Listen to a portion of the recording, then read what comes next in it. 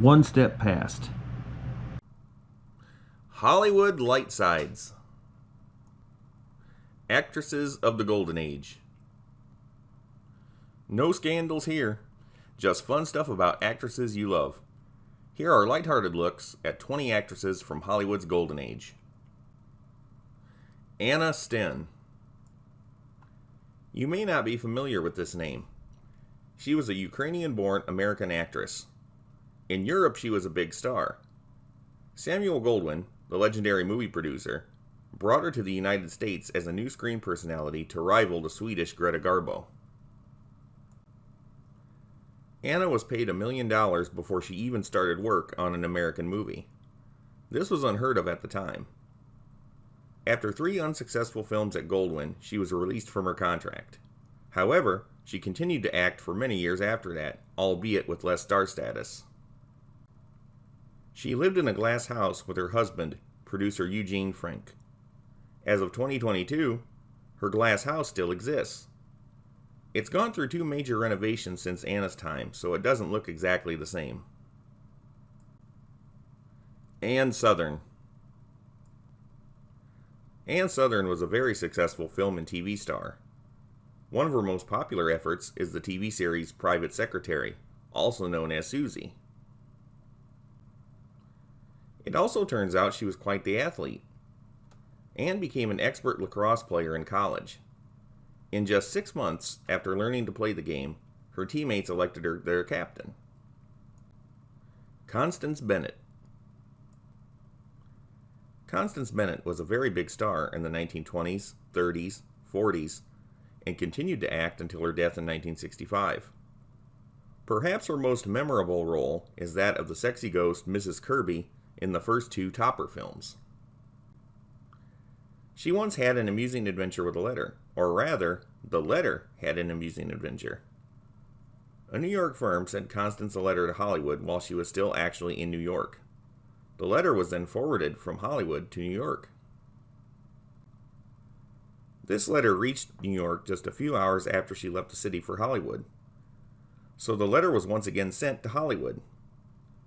What the letter didn't know is that Constance was only staying in Hollywood for 1 day before she went back to New York. The letter once again reached Hollywood too late. It was forwarded once again to New York. Well, our poor friend, the letter, finally reached Constance Bennett in New York after a 12,000-mile marathon. Dorothy Lamour.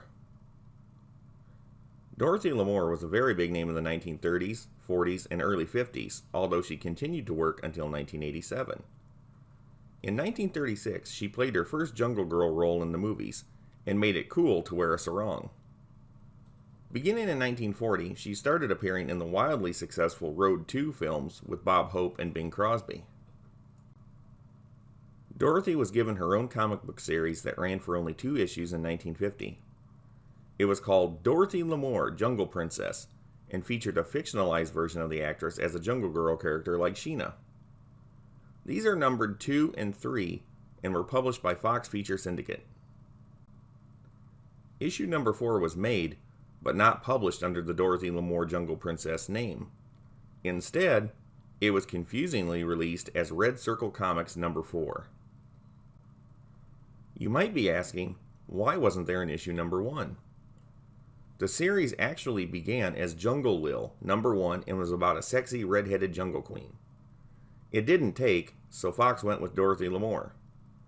These were actually good comics with serious, action-packed stories, but couldn't find an audience. Bette Davis. If you don't know about Bette Davis, then I don't know what to do with you. She's about as well known as you can get. People who aren't familiar with her movies should at least have heard her name mentioned somewhere. Betty's rise to the top wasn't easy. She waited years to play a major part on the stage. Bette finally got her chance at a starring role and accepted it. Then she was forced to drop out. Why? Bette came down with the measles. Things eventually worked out, and Bette became one of the most distinguished actresses of all time. She was noted for having a rather tough personality, but even cranky ladies can have a fun side. One of her hobbies was collecting neckties of famous men. Why? Who knows for sure, but that was her thing. Among her treasures was a tie from President Franklin Delano Roosevelt and a tie from legendary pilot Charles Lindbergh. Joan Crawford. Well, you can't talk about Bette Davis without talking about Joan Crawford. There was a rivalry there. Just how intense was the rivalry? That's up for debate. Regardless, Joan Crawford is another major actress who everyone should know about, at least by name. One of the fun, quirky things Joan Crawford liked to do for her fans is draw big-eyed caricatures of herself. In 1939, Joan starred in a movie called The Women. In it, she has a scene in a bathtub. It was the first time she had been in a bathtub in years because she didn't like them. She had no tubs in her own house, just showers. Luli Deste. You don't know Luli Deste? What? Don't worry about it. A lot of people don't know about her. Her career didn't last very long. Luli Deste was a German-born actress who had some success in Europe before coming to America in 1937. By 1941, she was done. She lived only 10 more years. Perhaps her most memorable role is that of Queen Freya in Flash Gordon Conquers the Universe from 1940. But even the lesser-known actresses are allowed to have their quirks. Luli liked to wash her face with orange juice. Why? I'm sure she had her reasons. I think it's better if you drink it. Ginger Rogers. As an actress, singer, and dancer, Ginger Rogers had a very big career on her own. However, she is best known for her team-ups with Fred Astaire in 10 films. Ginger was very popular in the 1930s, 40s, and 50s, but continued to act until 1987. Ginger Rogers had a bedspread made of real polar bear skins. Mae West. Mae West was the trashiest, nastiest actress of the Golden Age. She would certainly consider what I just said as a compliment. Mae West was like that. Never before Mae West had a screen actress been so overtly sexual.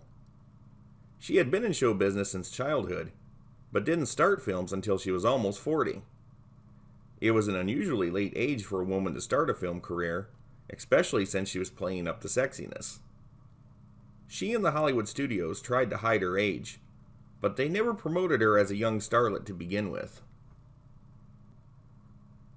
Mae West had a wild personality all her life, so you know she had her quirks. Anyone who knows about Mae West knows that she is all woman. You may find it surprising, then, that in her youth she tried being a male impersonator. Of all things, she once played Little Lord Fauntleroy. Being supremely famous all over the world, you know Mae West had to have a passport. Her passport, however, was different than most. Passports generally require a headshot photo. Mae West, however, insisted that her whole figure be photographed, as she thought her body was more recognizable than her face. Her pose was certainly famous and has been countlessly imitated over the years. Glenda Farrell.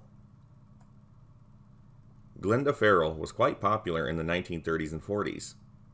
She mostly played smart, wisecracking blondes. One of her best-known roles is Torchy Blane, the main character in a series of 9 films from 1937 to 1939. Torchy Blane was a daring female reporter. Jerry Siegel, the writer and co-creator of Superman, based the character of Lois Lane on Glenda Farrell's portrayal of Torchy Blane. The name of Lois Lane was actually based on another actress by the name of Lola Lane. Another interesting thing about Glenda is that she had a cat who wore glasses. The cat had myopia and often bumped into chairs, so Glenda had a pair of glasses special made for the visually impaired feline. Sonia Henny.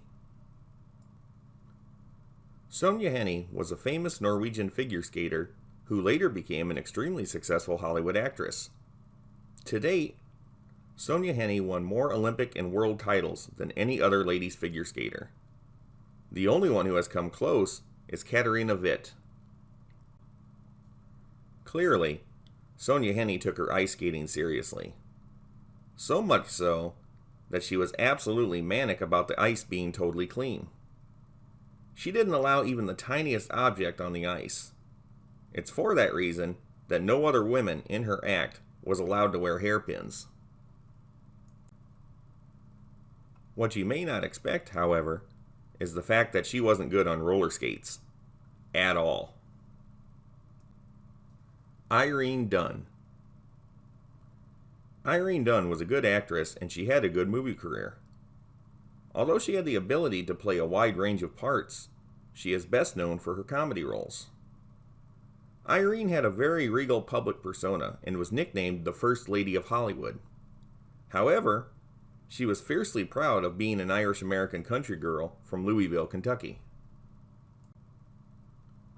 A fad for rich people during the mid-20th century was to have telephones hidden inside statues.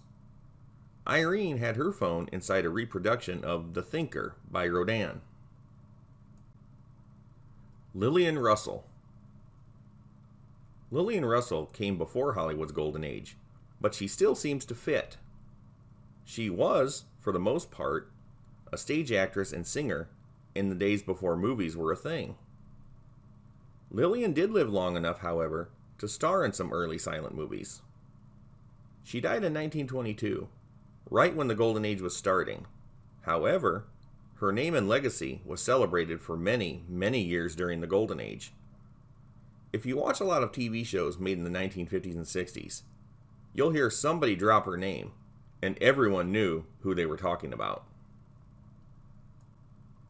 A 1940 biographical film called Lillian Russell was a highly sanitized version of her real life, which was quite wild. Beginning in the 1890s, Lillian rode a bicycle made of gold and diamonds. It was built by Tiffany and Company especially for her. The bicycle was gold-plated. The handlebars were inlaid with mother of pearl. Her initials of LR appeared in the wheel spokes set in diamonds. Hedy Lamarr. Hedy Lamarr was an extremely successful actress and was praised equally for her acting talent and sexiness. Although she was originally from Austria, Hedy really idolized Helen Wills, an American tennis player from California. Helen Wills was very popular in her heyday. She was known for being glamorous, but for also having a serious expression on her face, at least when she was on the court. There was no nonsense to Helen Wills. Her nickname was Little Miss Poker Face.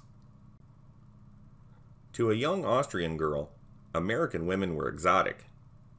Little did Hedy know that when she came to Hollywood, it would be she who was considered exotic. All the while, she was inspired by the look and manner of her American tennis idol. There was a lot of weirdness in Hedy's personal life. One of the more amusing things was her intense fear of Friday the 13th. Every time that day rolled around, she stayed in bed all day. She wore no other jewelry but pearls. Hedy would wear pearl necklaces, pearl rings, and pearl earrings. She believed this would keep her safe and bring her good luck. Myrna Loy. Myrna Loy did good stuff. She was a fun, likable actress with great delivery. Myrna had been in Hollywood for a while before making her major breakthrough with the first Thin Man movie as Nora Charles. The movie was such a hit that it was followed by 5 sequels. She also had quite an excellent career outside of the Thin Man films. Great success in movies doesn't guarantee a happy home life. And did she have a problem? Bugs. Myrna Loy hated bugs. She hated bugs so much that she spent as much time in her garden as possible, exterminating every insect in sight. Veronica Cooper. Mrs. Gary Cooper wasn't a major actress, although she did appear in a handful of films in small parts, as well as some TV shows and documentaries. As an actress, She went by the name of Sandra Shaw. She was, however, a celebrity in her own right. Veronica Belf was a debutante from New York high society. When she married Gary Cooper, one of Hollywood's screen legends, she also became prominent in Hollywood society. She was totally in charge of their social life. Her family and friends had given her the nickname of Rocky from an early age. This was due to the fact that she was athletic and loved the outdoors. One thing Rocky could do even better than her husband is shoot. She was the California skeet shoot champion in the 1930s. Gary played gun-shooting cowboys in a lot of movies, and she was the better shot. How do you like that? Zazu Pitts. Zazu Pitts played two kinds of roles: really heavy drama or really goofy comedy. She was equally good at both. It was her comedy roles, however, that defined her career, especially when she moved from silent films to sound. Comedians do silly things on and off the screen.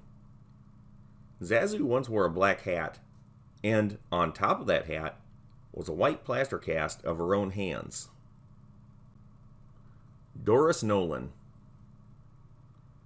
Doris Nolan was an actress of stage and screen who had her greatest success in the late 1930s and 40s. After that, she moved to England, where she had parts in TV shows until 1981. In her first movie, Doris wore a dress that was way too tight. The dress had cost $3,500, an especially big amount of money in 1936. It was too expensive to make over, so they slit the back instead. When wearing the dress in that one scene, Doris was only shown from the front. Dolores Del Rio. Dolores Del Rio was a Mexican-born American actress and quite successful. Her career lasted over 50 years. She was born into great wealth, so the move to Hollywood and her film success didn't change her financial situation that much. It was hardly a Cinderella story, and she had always enjoyed extravagances. One such item was a bed for her dog that was an exact miniature of her own bed. It also had the same kind of linen sheets and the same kind of blankets and spread. That is one spoiled dog. Dolores also had interesting collections. She was no stranger to receiving bouquets of flowers. No matter what, she always saved one flower from each bouquet and pressed it in a book. By the late 1930s, she had already accumulated 4 fat volumes of pressed flowers. And last but not least, Fanny Brice. Her first name was also spelled with an I-E at the end instead of a Y. She was certainly one of the hardest working women in show business.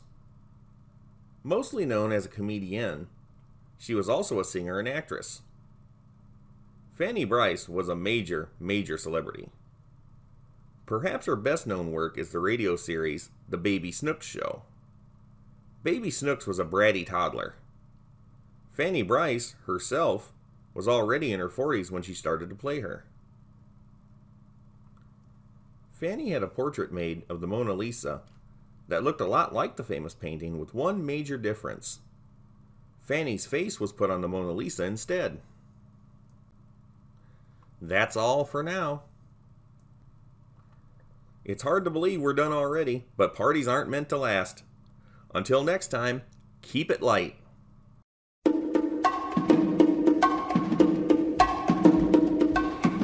Colonial, a colonial, a voodoo, a voodoo, a